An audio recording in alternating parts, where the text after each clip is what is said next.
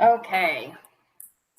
Hey everyone, welcome to Memory Monday. Memory Monday is a weekly discussion every Monday evening. Each week we dive into a different topic related to brain health. It's a super casual and informative way to learn more about caring for our minds. Plus, it's a fantastic excuse to catch up and chat while also doing something good for ourselves.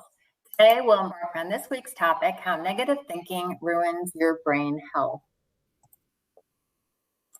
Negative thinking can have a devastating impact on your brain health. It can lead to anxiety, depression, stress, and even dementia. But there is good news. You can change your thinking habits and improve your brain health. When you think negative thoughts, your brain releases stress hormones such as cortisol. Cortisol can damage the hippocampus, the part of the brain responsible for memory and learning.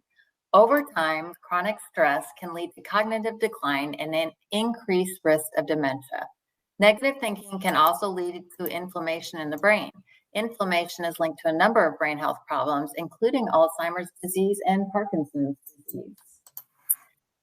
There are a number of things that you can do to change your thinking habits and improve your brain health. Dr. Daniel Amen has a phrase for this: kill the ants.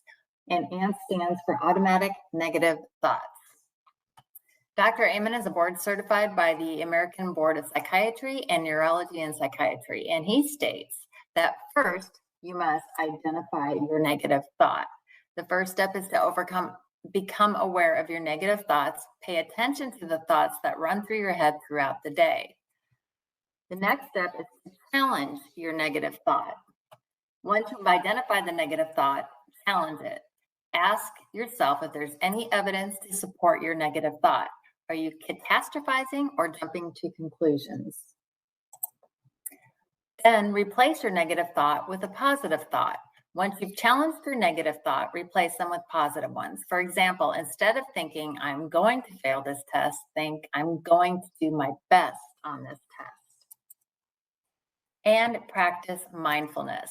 Mindfulness is the practice of paying attention to the present moment without judgment. When you're mindful, you can be more aware of your thoughts and feelings, and this can help you to identify and challenge your negative thoughts. One way to learn how to challenge your thought is to notice them when they are negative and talk back to them. If you can correct negative thoughts, then you take away their power over you. When you just think a negative thought without challenging it, your mind believes it and your body reacts to it. Dr. Amen has identified 9 different types of automatic negative thoughts, or ants. Let's look at these.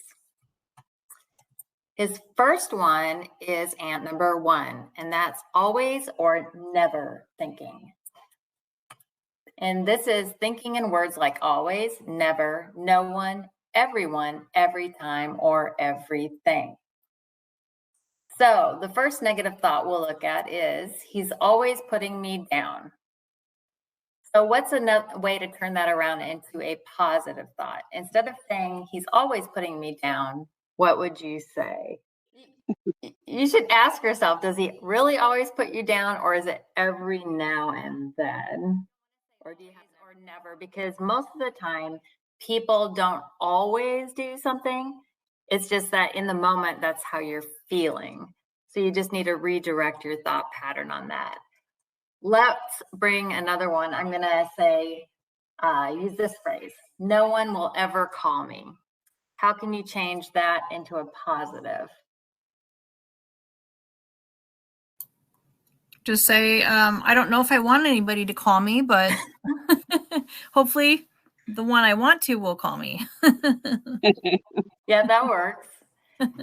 My thing is, you have to ask yourself, do you really never get any phone calls, or are you just feeling lonely? I mean, because if you think about it, the statement, no one will ever call me, is kind of like you're feeling down or lonely at that time. Because usually, if you think about it, people call you all the time, and half the time you're probably not wanting them to call. True. Like what you said, Pam. What about this statement? I'll never get a raise. Have you asked for a raise in the first place? So if I ask the boss for a raise, maybe I can get a raise. What do you think, Pam? Yeah, I agree. as I get older, I kind of worry less and less what people think. I mean, I still want them to think I'm a nice person, but I don't really care if they think I'm, I don't know, one way or another, other than I don't want them to think I'm mean. Let me put it that way. But so the worst that I always think is the worst that they could say is no. So it doesn't hurt to ask. You know, if it's a reasonable request, why not just go for it? And the worst they could say is no. So Correct. That's right. Okay, let's go on and look at the second type of aunt that Dr. Amen has identified. And this is focusing on the negative. So this one's going to take, I'm just going to give a little story. Dr. Amen wrote an article in the AHHA.org self-help article about aunt therapy. And in this article, he talks about the movie Pollyanna. And he says, and I quote, Pollyanna came to live with her aunt after her missionary parents had died. Even though she had lost her parents, she was able to help many negative people with their attitude. She introduced them to the glad game, to look for things to be glad about in any situation. Her father had taught her this game after she experienced a disappointment. She had always wanted a doll, but her parents never had enough money to buy it for her. Her father sent a request for a second-hand doll to his missionary sponsors.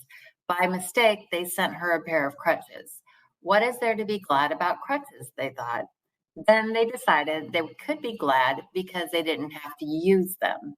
This very simple game changed the attitudes and lives of many people in the movie.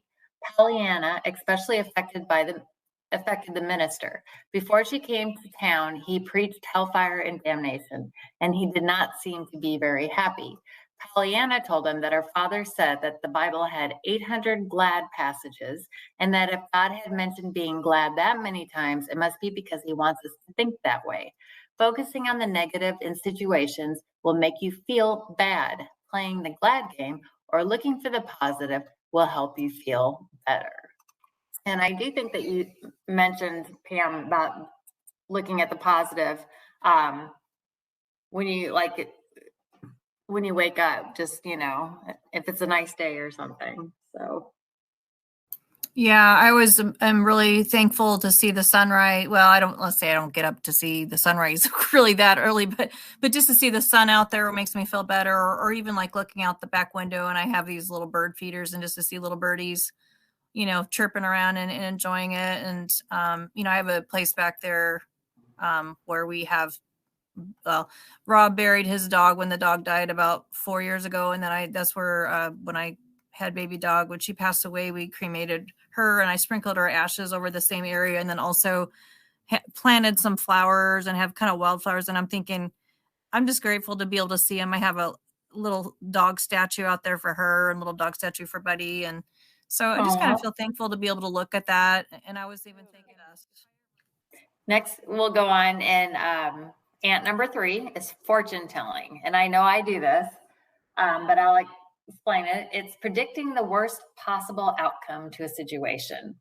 For example, before you discuss an important issue with your partner or a friend, maybe that you wanted to bring something up and you just have been putting it off, but you predict that they won't be interested in what you have to say, or that what you have to say may lead to a fight. And just having this thought will make you feel tense. And then you're going over and over it in your mind as you're, say, driving home. And Dr. Amen calls this fortune telling red ants, because when you predict bad things, you can actually make them happen.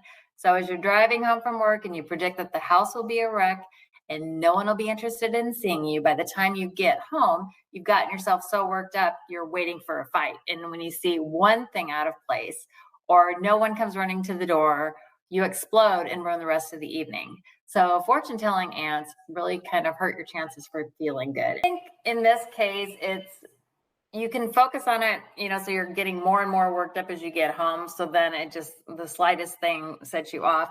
Or I think it's kind of telling you, okay, maybe it's time to stop. This is what I'm getting out of it.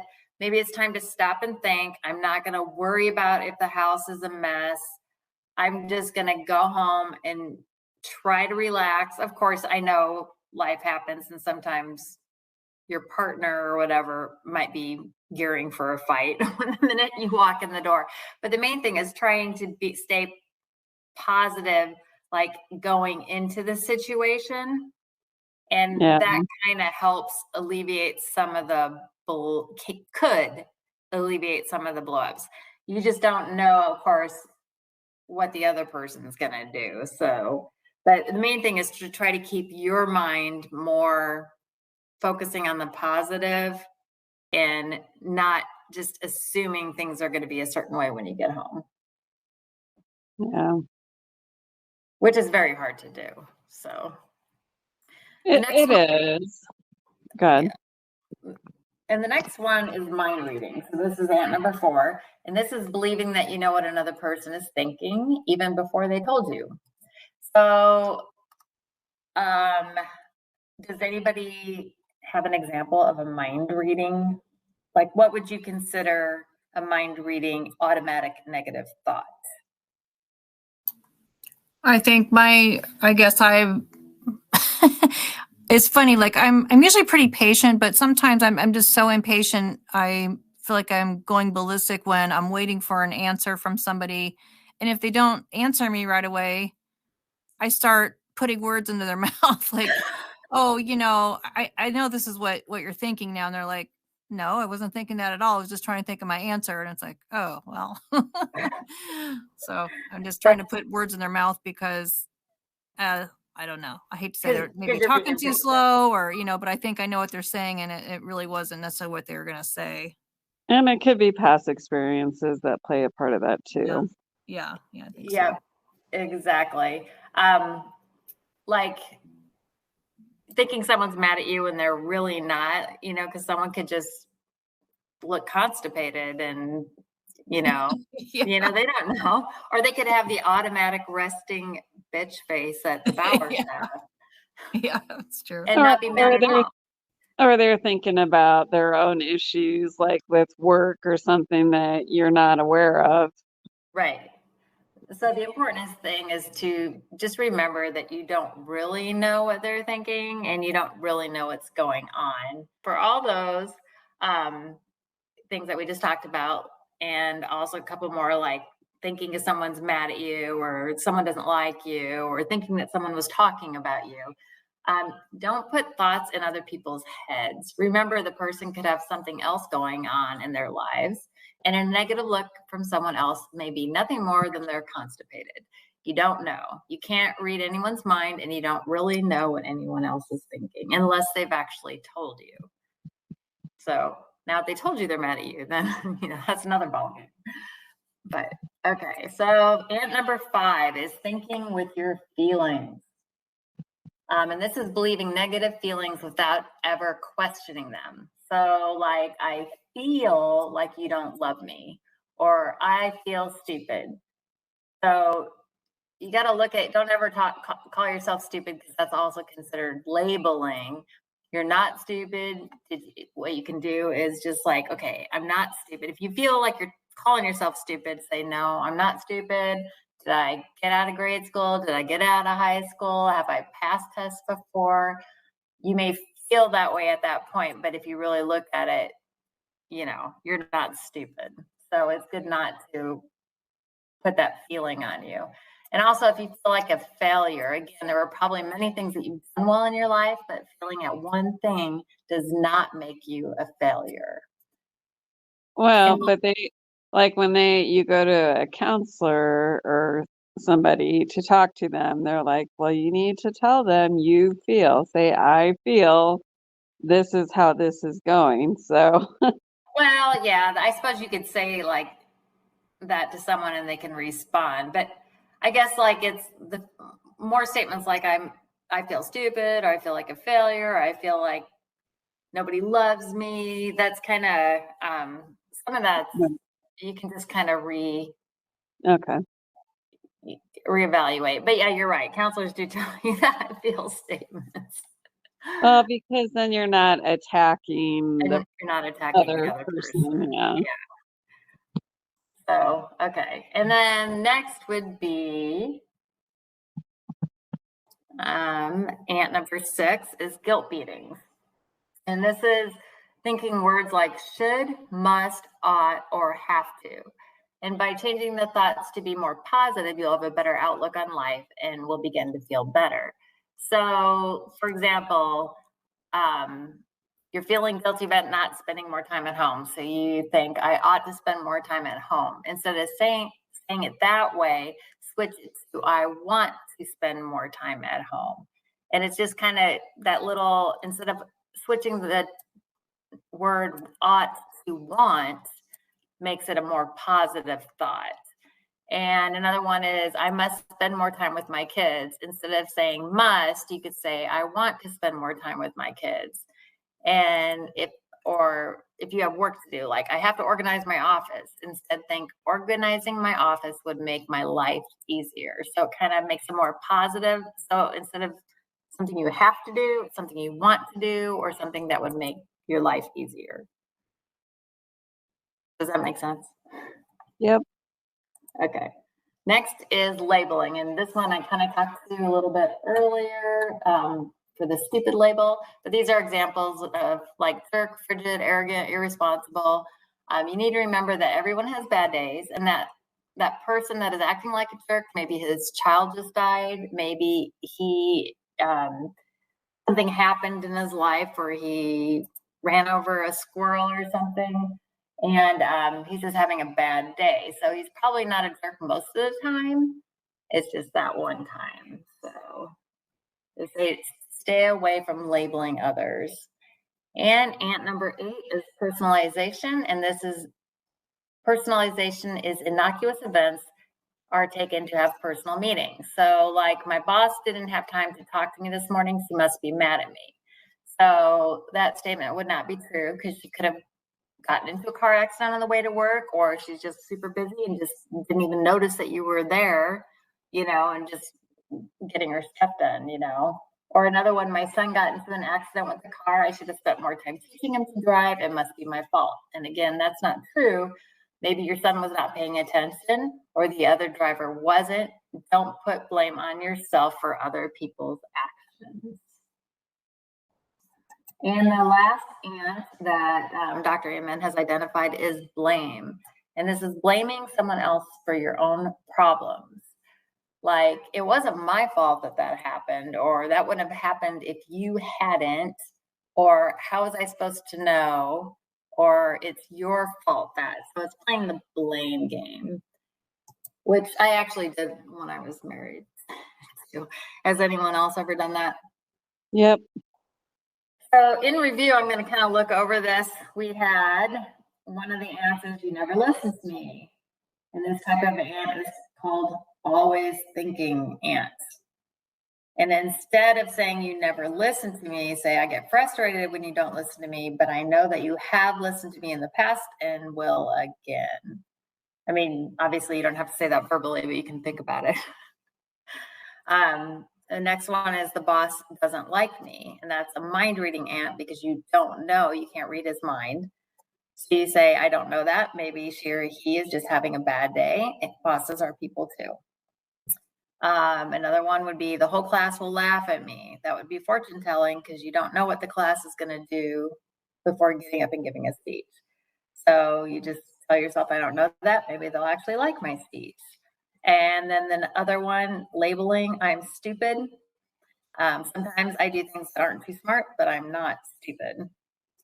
And then the final example that we'll look at is, it's your fault that we have these marital problems. That's the blame type of ant.